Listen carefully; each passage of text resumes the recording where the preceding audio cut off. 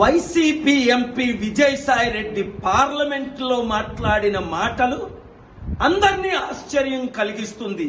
ఆయన BJP spokes person Modi తొత్త అని. Telangana Congress government కొద్ది రోజుల్లో 2-3 నెలల్లో పడిపోద్దా? నీవా పడగొట్టేది? దమ్ముందా నీకు?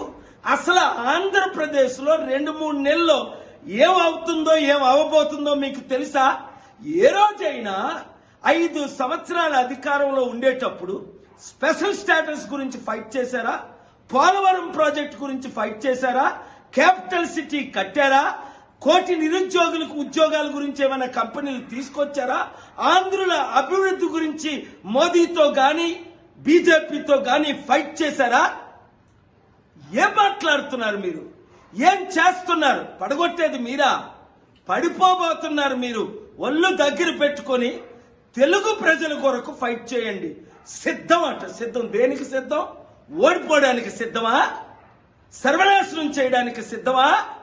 ఇంకా ఆంధ్రప్రదేశ్ అదానికి అమ్మడానికి సిద్ధమా? స్టీల్ ప్లాంట్ ను అమ్మేశారు, ఇంకా ఉన్న భూములన్నీ దోచుకోవడానికి సిద్ధమా?